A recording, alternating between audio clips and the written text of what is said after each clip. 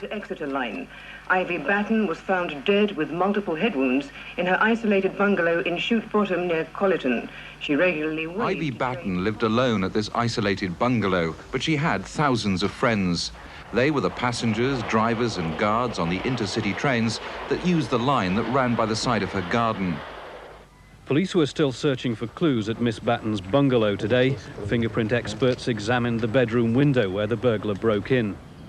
Well, it's a very vicious attack. She's been hit on the head a number of times, and she's died as a result of those injuries. Very vicious. It was perhaps the most unlikely setting for murder, and perhaps a most unlikely suspect was found guilty. Not far from the East Devon town of Colleton lies the hamlet of Chute Bottom. A bungalow, still called Ferndale, was Ivy Batten's home. In the early evening of Thursday, November the 26th, 1987, police believe a burglar broke into Ferndale. He beat Miss Batten 7 times over the head with a hammer and left her for dead. Before leaving, he pulled out the phone wire and he switched off the mains power. Her body wasn't found until the weekend. Police hunting the murderer of an 85-year-old spinster at Chute near Axminster have released photographs of 2 vital clues found in a nearby field. In a part of the West Country where even petty crime is rare, the killing came as a terrible shock. Absolutely astounding. We never thought things like that would happen here. We thought that happened in big cities. And there we are. So we're just doing our best to help. We are as anxious as you are to restore peace and tranquility to this area. The response from the public to police appeals for help was impressive. Ivy Batten was well known and equally well respected in the area. Could be a panel beater's hammer. She was a lovely lady. She really was a lovely lady. As I say, she always struck me as a granny figure. She was a little plump lady. She was, you know, I mean, we both knew both her and her brother for a good many years. It was crucial, of course, to establish the time the murder happened. The police were helped in this because the burglar had left a clue. British Telecom told detectives that the phone line was reported faulty automatically by their computer at 6:23 p.m. that Thursday evening.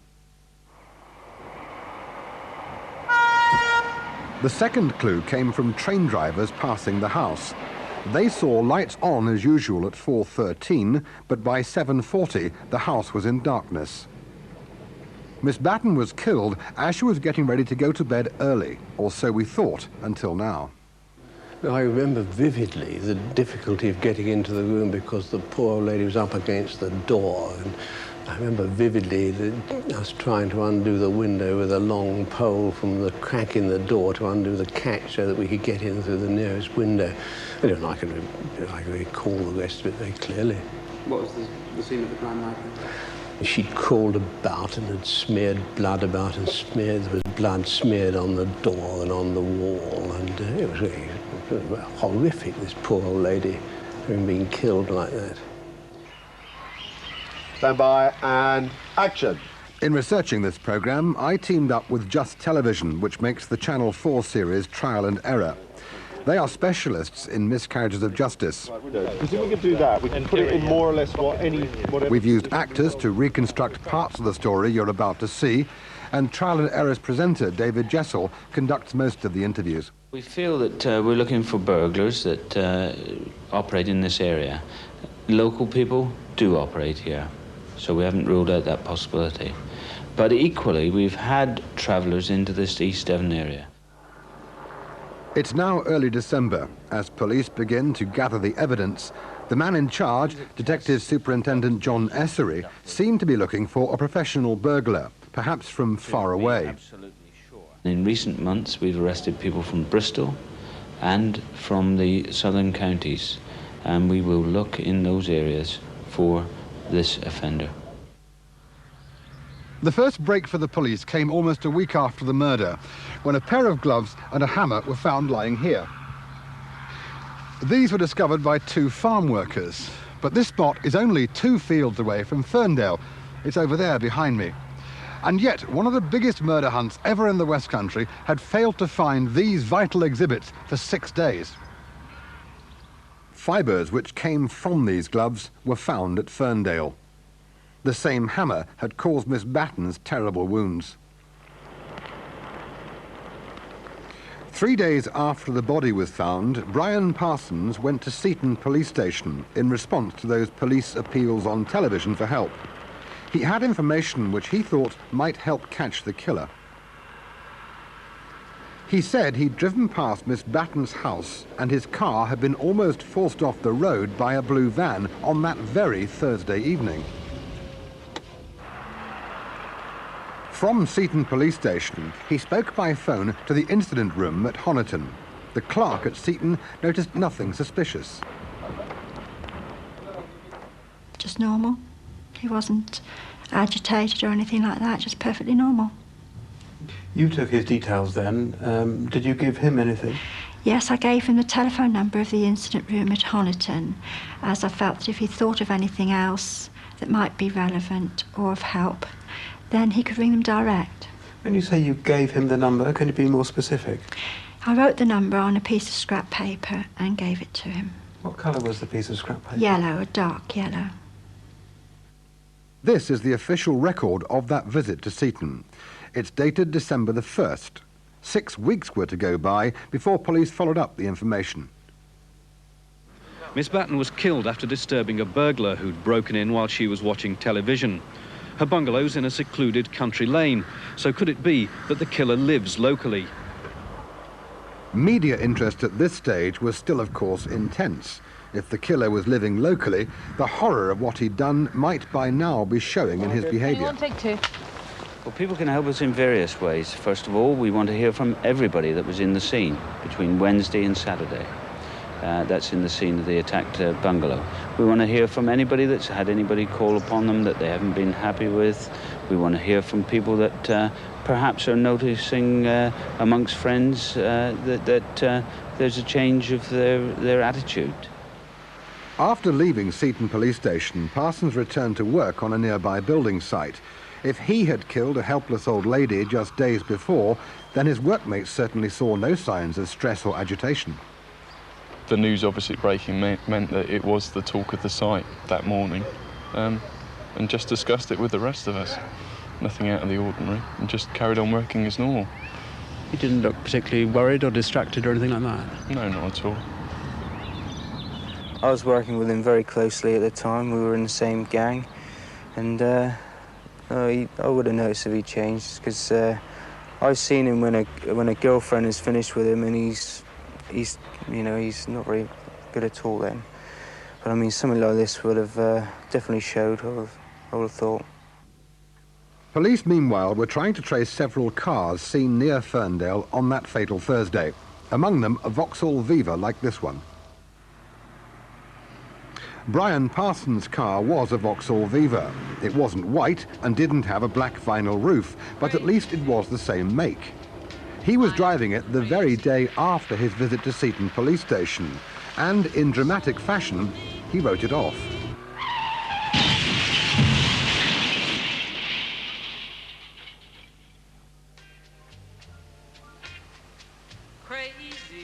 Problems in his relationship with his girlfriend had led him to use tranquilizers. He may have fallen asleep at the wheel. Or was he trying deliberately to destroy the evidence? Because when the police finally interviewed him, it wasn't the only thing which made them suspicious. He told them he'd called at Ferndale a few weeks before the murder. His car had broken down and he wanted to use Miss Batten's phone. He'd known Miss Batten since childhood, but was the visit a preparation for burglary? What's more, when his story about seeing a blue van near the bungalow was checked out, police only found one blue van, and its driver said she hadn't seen Brian Parsons.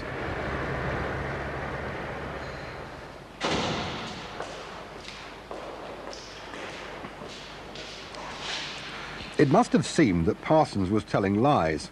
We're not clear why, but the police decided to have a close look at his car. It had been left in a garage for 6 weeks since the crash. Although it didn't match the description of the white Viva seen near Ferndale, it yielded vital evidence. Because inside the glove compartment, minute fibres were found. Fibres which came from the gloves worn by the killer. This was a clear link between Brian Parsons and the murder. Parsons, known to friends as Bunny, was helping to build these houses at that time. Almost everyone on the site was questioned about the murder. His workmates couldn't believe that he might be involved, and neither, it seems, could Brian Bunny Parsons. When I was being interviewed, I mean, I could look out the window and I could see him, and he was pulling faces, joking around, and you know, I couldn't believe it, especially having other people told him that they were interviewing us all about him, and he just didn't seem to care. Why do you think he was like that? I don't know, really don't know. It's hard to say, really. I mean, he wasn't worried or nothing. He didn't change at all. At the time, we were all having lunch in the lunch hut, and they didn't actually arrest him as such. They just asked him if he would accompany them to the police station. And I remember Bunny saying, because he was eating a pot noodle at the time, he just heated it up, and he was in the middle of eating it.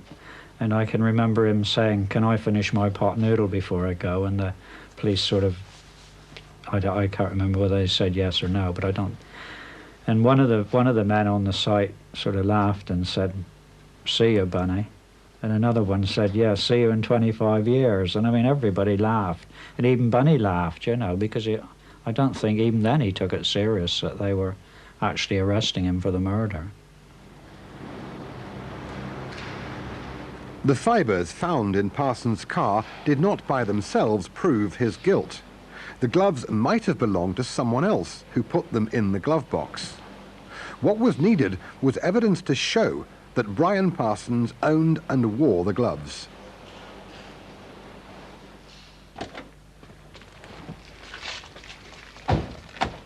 While he was being questioned at the murder headquarters, continually denying his guilt, 2 detectives were sent to the building site in Seaton. They recovered a coat which Parsons had worn. It was examined by a Home Office forensic scientist and provided damning evidence, because in the pocket he discovered more fibres from those same gloves. Is this your coat? Yes, sir. But it's actually my father's coat. The police still had to prove that Parsons was wearing the coat around the time of the murder. That proof was found by the man leading the investigation, Detective Superintendent John Essery. It's in your pocket. No, sir. In one of the pockets, he discovered that piece of yellow paper given to Parsons at the police station. Just magically appeared in your pocket. Along with a letter to your girlfriend. The final piece of the jigsaw finally fell into place. Detectives were sent to Seaton Police Station to check with Pauline Crofts that the piece of yellow paper was indeed the one that she had given to Brian Parsons. But it wasn't. They had hoped, obviously, that it would tie up, I expect, but the piece of paper that he had was quite different to what I'd given him. It was, in fact, a thin card, pale yellow thin card, and mine was photocopy paper, so it was ordinary paper. These were 2 different pieces of yellow paper?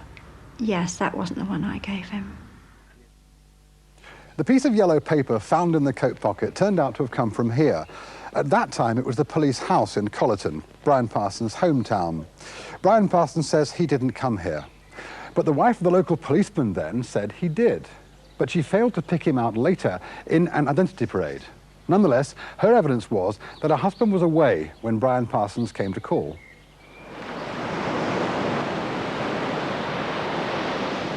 Brian Parsons told her the same story that he told Pauline Crofts here at Seaton Police Station, which is only 2 miles away from Collerton. According to the policeman's wife, that visit to Collerton took place on the same day and at the same time as the visit here to Seaton. What's more, she wrote down the number of Honiton Police Station on a scrap of yellow paper and gave it to Brian Parsons. This is the paper found in the pocket. The phone number written by the policeman's wife is that of Honiton Police Station. And so it seems there were 2 visits, 2 police stations and 2 pieces of yellow paper. Yet only one of these pieces of paper is found in the coat pocket, and it's the one from Collerton, where Parsons says he didn't go. That scrap of paper was crucial to the conviction. It proved Brian Parsons was wearing the coat around the time of the murder. The prosecution told the jury that the crux of the case rested on forensic evidence. Home Office pathologists have been able to match fibres found on the broken windows to gloves which it's claimed Parsons threw in a field after killing Miss Batten. At Exeter Crown Court in December 1988, Brian Parsons was jailed for life. Given the fibre evidence, it was no surprise. But something happened during the trial which, as we'll see, radically changes the accepted view of events. Remember, the police were able to fix the time of the attack. That's because BT makes an automatic check on phone lines once a day. If the line was reported faulty at 6:23 on Thursday evening, then the phone must have been ripped out before 6:23, when Parsons agrees he was in the area. But BT told the trial that they were mistaken. The line was not reported faulty on Thursday evening. It was reported faulty on Friday. The line must have been cut after 6:23 and not before, which means the entire basis of the investigation was wrong.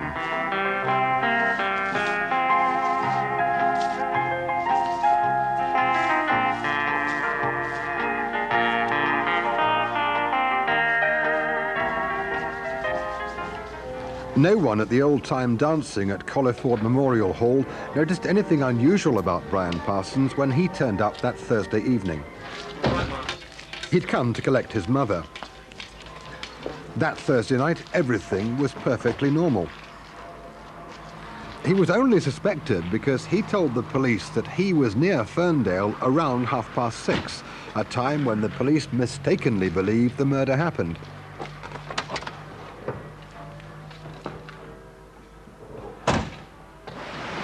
So how did those fibres from the murder gloves get into his car and his coat pocket?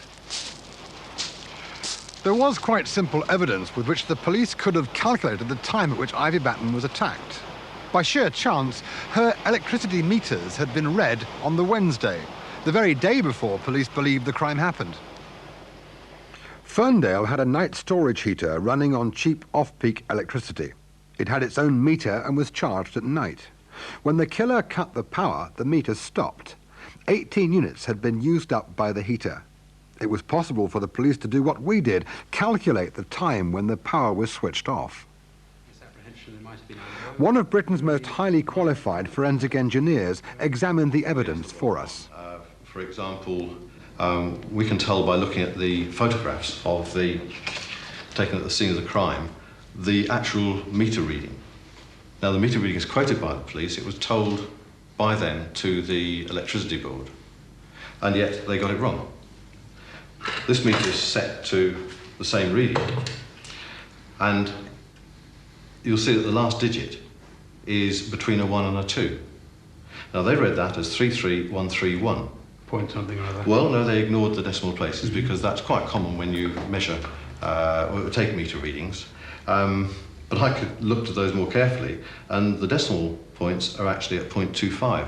What has happened here is that this has changed to the 2, but the register hasn't dropped into place. So they're a whole unit out when they're reading that? Yes, it was really 33132, 0.25. Is a unit that much? Normally not, if you're talking about electricity usage over a quarter, but we're talking about electricity usage in making this estimation of time between the time the meter reader came to call on Wednesday and the time that Miss Batten was killed, and that's a very short time, and it makes a lot of difference. So we've got about 18 units that we're dealing with there. So if you're out by 1 unit, that's quite a significant error. It's quite an error. And they just didn't read the meter right. That's right. I'm sure if they'd asked the electricity board to read that, they would have read it correctly. So if it's only used up 12 out of those 18 units in its first go on Thursday morning between 3 o'clock and 10 o'clock on Thursday morning, it must then use up the other 6 units when? Well, it must have used that within the next charging period, which occurred at after 3 a.m. on Friday morning. Because it's on a 24-hour system. That's right. So the electricity has to be working, in your view, for that to happen on Friday morning? That's without doubt. It's even possible to calculate just how far into that charging period it was operating, and therefore estimate more closely the time that the power was switched off. So the electricity is working, the supply is uninterrupted, according to your calculations, certainly at 3 o'clock on Friday morning. Up till when, then, to use up this 6 units that the storage heater needs? Well, my estimate, based on the information we have from the photographs and the statements, is somewhere between 5 a.m. and 6 a.m. on the Friday morning. There is support for Professor Stewart's view from Dr. Angela Gallup. Formerly a senior Home Office forensic scientist, she has examined the evidence, including photographs taken at the murder scene. There was a dressing gown described as draped over the back of the chair, and on the seat of the chair there appears to have been something, it looked like a knitted garment, perhaps a cardigan or something like that, with a flimsier item on top of it, which looks a bit as though it could have been a nightie. And the order of these garments on the chair and the way that they're look as if they've just been discarded in what was a very, very neat and tidy house makes it look more as though it might have, that they might have been discarded in the morning as perhaps Ivy Batten got up, rather than that she was preparing to put them on at night time. I don't suppose they'd be there during the day because, as I say, she was so neat and tidy. Yes, I mean, I took the rectal temperature at about 4 o'clock, you know, using the same... If this new evidence of a Friday morning attack is correct, how does it fit in with the medical facts? Dr. Bill Hunt was the first to examine Miss Batten's body. We asked him to meet Professor Bernard Knight. I think the biggest problem, of course, but I had with this case is not so much the minimum time, but the maximum time. Yeah, I mean, it was 18... Professor Knight is the world's leading expert on time of death. If Miss Batten did die on Thursday evening, then 46 hours went by before Dr. Hunt examined the body. So how long had she been dead? I don't know what you said. Roughly, you can say 20 to 24 hours, plus or minus a 5-hour bracket each side. That might be a little bit optimistic, but that's the sort of indication it gave. So can we put an upper limit and a lower limit of the amount of time that had gone by since she died then from those? Yes, I would say it's between 18 hours and, say, 30 hours. I would admit straight away that can be wrong. But I think in this case there's a bracket of 46, or at least a time interval of 46 hours, which is in dispute. And no way can I see 46 hours being the time of death since death. That would be out of the question. I think so. Miss Batten didn't die immediately. The experts who would know how long she might have lived are the team at the Royal London Hospital. Their helicopter was flying off to recover a stabbing victim even as we filmed. Their consultant, Alistair Wilson, examined the evidence for us. Where she has fallen, there's only a comparatively small patch of blood. And that means that that initial injury did not kill her outright. But we do know from the post-mortem report that she has injuries to her nose, and indeed her false teeth were found in her mouth, right at the opening to her mouth and obstructing the airway. Now, I suspect that what has happened here is that she has fallen down into this area, obstructing her airway, and therefore with the amount of bleeding being relatively small and with clear airways problems, it is likely that she will have died at that time. There isn't enough blood, if you like, to cause us to expect there to have been a very long time between injury and death. Indeed, I would put the time between injury and death at between, say, 15 minutes and half an hour, really a comparatively short time. This evidence showing the murder happened on Friday and not on Thursday evening would surely have been discovered by the police if they'd not been inadvertently misled about the time when the phone was cut off. But it also explains two important things about the professional burglars who featured so large in our last programme on this case.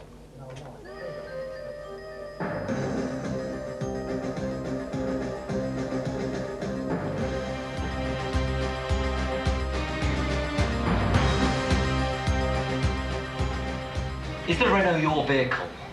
Well, is it in that programme, we explained how two burglars from Bristol were held for 10 days in December of 1987. They were clearly prime suspects. Remember earlier, we heard Detective Superintendent Essery saying he was originally looking for burglars from Bristol. We're also investigating an inquiry into a murder which happened last week. In recent months, we've arrested people from Bristol and from the southern counties, and we will look in those areas for this offender. The pair had been linked to 2 break-ins near Ferndale, where in one case the phone was cut off. We can now reveal these men's names.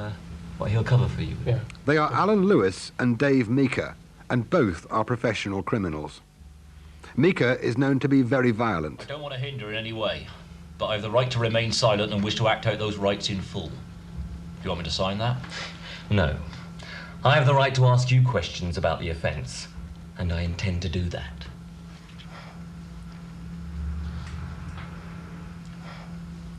We are also investigating an inquiry into a murder which occurred last week.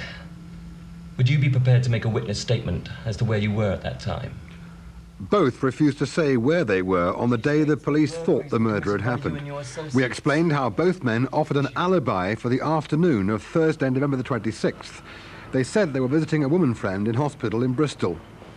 In that programme, Meeker and Lewis's friends told different stories about the time they were at the hospital. I just came to check with you the time you gave me on the phone. 4 o'clock. 4 o'clock. Yes, that's what Sarah said anyway. Do you recall that being right? We now know, of course, ironically, that they were talking about an alibi for a time when experts say the murder didn't happen, which may explain why they couldn't agree about who was where and at what time. We went to visit a friend in hospital. That was the only reason I can remember. A friend of ours was seriously ill in hospital. Can you recall what time you left the hospital? 9-ish, 9:30ish. It was in Bristol that we met a man whom we referred to only as Steve. He was one of the gang and met Meeker and Lewis after the Ivy Batten murder. He says Meeker and Lewis both told him they'd been there when Miss Batten was attacked. Neither, though, admitted striking the fatal blows. Lewis said he was there, yeah. And Meeker? Yeah, Meeker, he kept talking about it. He kept on talking about it the whole time. And he said we nearly came on top of that because of a checkbook and card which I assumed came from there, but which I now know didn't. You said they nearly got done for that because they'd taken something and... yes. Yeah. But you're quite sure that both Meeker and Lewis, by their own admission, broke into Ivy Batten's bungalow? Yes, I most certainly do. I know it's the pair of them. Steve was recently jailed for 3 years for burglary. Just before he went to prison, he told us something else about Dave Meeker, something we hadn't realised was important when we first met him last year. Well, yeah, 5 minutes before doing a burglary, he'd have to go and have a crap somewhere, and he'd throw up and be sick. This often happened, did it? Oh, nearly every time. How was this? Well, I think to do with his nerves, I think. It's important because it ties in with something Brian Parsons' workmates told us about the police questions during the murder inquiry. One of the questions I know when I did the interview was, could I remember what he'd had for lunch on Thursday? And I couldn't remember what he'd had for lunch, and I, at the time, wondered why, and it seemed a question that they wanted an answer to. Did they ask about his general eating habits? Not in general. Did they ask to see his lunchbox or anything? No, they were more or less interested, I think, on what he'd eaten on that particular day. And I sort of thought, well, why are they so interested? And I thought, well, perhaps the murderer at the scene of the crime may have been sick, or... and they were trying to link what they found on the scene to perhaps what Brian had eaten on that particular day. The site supervisor at the time remembers the police questions well. The police came and told us that the person who committed the murder vomited at the scene, and so they thought it was quite crucial evidence to find out what the person had consumed that day. You can remember that clearly, can you? The police told you that there was vomit at the scene? Yes, that's right. Yeah, they did. That sticks in your mind quite distinctly? Oh, yeah, because it was quite a shock to us, you know, why they would be asking what somebody ate. I remember going home and relating it to my parents at the time. In our last programme, we didn't mention Mika's unpleasant habit of vomiting at scenes of crime for a very good reason. It seemed irrelevant, because at a confidential briefing by senior police officers, I was told that no vomit was found at the scene of Ivy Batten's murder. The same assurance was given to Brian Parsons' solicitor, and until now, there's been no reason to question that assurance. But if no vomit was found, then why were the police so keen to know what Brian Parsons had for lunch that day? Dr. Angela Gallup is an independent forensic scientist. She has examined much of the evidence in this case, particularly that relating to the glove fibres. Could she find an innocent explanation for them?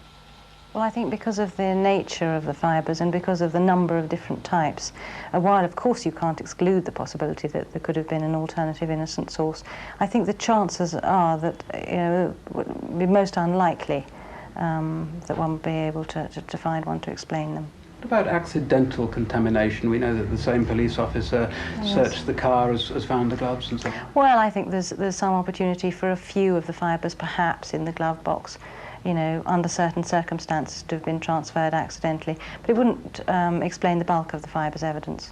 So that leaves the two things, either that they were planted or that Brian Parsons was guilty. Yes, I suppose it does. If we could show that the murder happened considerably later and that Parsons was alibied for that time, how would that leave the integrity of the fibre evidence? Well, that would cast a very big shadow over that particular aspect of the evidence, and I should be very interested in that. Dr. Gallup was retained by Brian Parsons' solicitor to examine and report on the forensic evidence. She has been unable to complete her report because the Devon and Cornwall police have not handed over all the material she requires for examination. No explanation has been offered by the force for their action. Freedom for the Birmingham Six. The Devon and Cornwall police have an excellent record for putting right injustice. It was their inquiry which uncovered the truth about the Birmingham Six. They were also the force brought in to investigate the South Wales police following the wrongful conviction of the Darvell brothers. More than any police force in Britain, the Devon and Cornwall Constabulary have shown how the pressures for a conviction in other force areas can sometimes be greater than the need to establish the truth, which makes their decision to review the Parsons case internally for a third time hard to understand. Sadly, the officer in charge of the so-called review is Assistant Chief Constable Keith Portlock. I say sadly because he is the officer who led the inquiry which vindicated the Darvell brothers, and then of course he was investigating another force. This time he's being asked to investigate his own, and he's making no secret of the fact that he sees it as his duty to maintain the conviction of Brian Parsons at all costs. And what's more, he's being particularly brazen about it. And it's not hard to see why, because if Mr. Parsons is innocent, then the fibres from the gloves that led to his conviction were obviously planted by a Devon and Cornwall police officer, and that is a possibility too awful for Mr. Portlock to contemplate. Following our last programme, Sir Jonathan Clarke, a prominent West Country judge, called for a fresh inquiry into the case of Brian Parsons. He has now had the benefit of seeing the new evidence which we've uncovered. I think there are three things, and they're again compelling. The first is the suggestion that the burglar, whoever he was, had vomited, the questioning that the police carried out about that, which was apparently not given to the defence. People are entitled to have all the evidence in a case, and if something like that is withheld, that's important. Secondly, the evidence about these two pieces of yellow paper. They don't tie in, as far as I'm concerned. Something doesn't fit. But crucially, thirdly, the time of death. It is the most fundamental point in this case. The prosecution put their whole case before the magistrates in the first place, and then before the Crown Court jury on the basis of death before 6:20 on the Thursday evening. On day 3 of the trial, they changed their position dramatically. I think people don't take on board immediately the significance of a change like that. It's become apparent since that that was fundamental. The whole trial must have been unsatisfactory for that reason alone, and it should now go either to the Court of Appeal or be the subject of an independent inquiry from another police force. I'm convinced personally that he didn't do it, and I've always held the view that he didn't do it. There's something I just can't understand. I can't explain it. I can't say why, but I am convinced, because of the way he acted all the way through it, that he is innocent.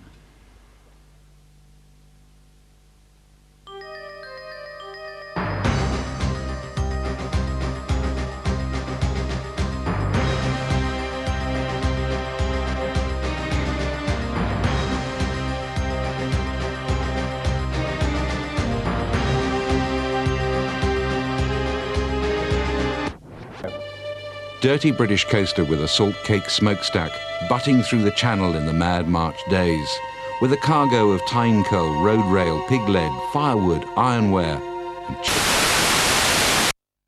through the channel in the mad March days, with a cargo of tine coal, road rail, pig lead, firewood, ironware, and cheap tin trays.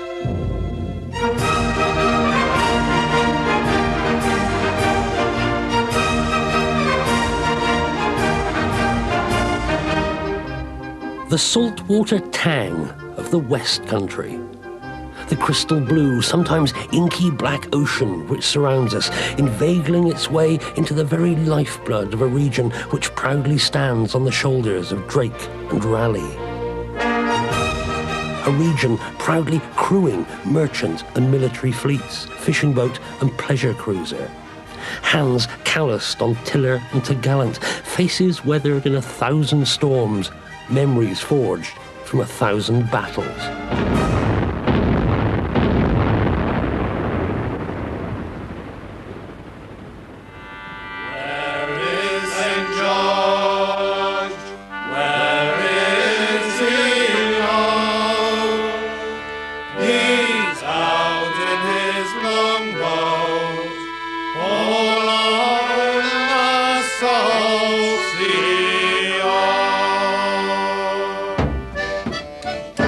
And it all starts with fish, or at least the skills learned over countless generations to catch them. The boatmanship, seamanship, the weather lore, the hard-learned lessons of both self-reliance and teamwork needed to reap with net or line the bounty of the sea.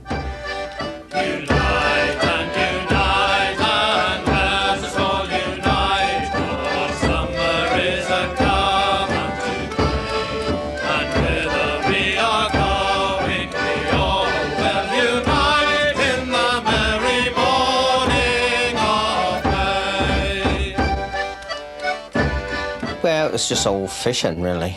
The village was, there was 1, 2, 3 different sets crews of boats, like 5 in each crew, so about 15 boats. And everything was fishing. I mean, you brought up fishing, you help your fathers do the lines, do the pots, help them out all ways you could, really. Pulling the boats in, put them back out, go to sea with them on your holidays. Most people was on an even keel, and they were satisfied with what they had, and they didn't know any different, didn't know any better. You had what you had and made the best of it. And that's the difference from 50 years ago, I think, and now. People want to try to get too much too quick, and a lot of them fall down on the way doing it. They got more electronic gear these days, you know, they don't have to put their brains to it, like, I mean, landmarks and all this, that. Everybody used to know exactly the landmarks for here, there and everywhere, but now it's all electronics, this, that and other. He's in there pressing buttons and doing all sorts, and I think, oh God, where are we going now? I said, if you have a power cut one day, I said, you'll be knackered. I said, you won't be able to do anything, will you? Characters moulded by tide and tempest, for always reminders of the destructive power of the sea. The West Country coast littered by wrecks, a list added to annually. trawlers, massive tankers, weekend yachtsmen in their dinghies swept away by awesome wave and storm. And who do we look to for rescue? Those fishermen and others who were born with the skills of the sea. The coxswain Bubbles shouted down the back steps. He lived 2 doors away. He shouted in the back steps, "Launch!" So off we went. There was a Belgian trawler. I think that was a Belgian trawler. I don't think she was French. Sinking. 6 miles off Boat Head. We went down the bottom of the harbour, and the bar was, there was only one word to describe, and that was horrendous. I don't think we would have attempted to go out there if it had been daylight. I think it was one of those. And they could hear the lifeboat crashing over the seas from up in the footpath by Bar Lodge.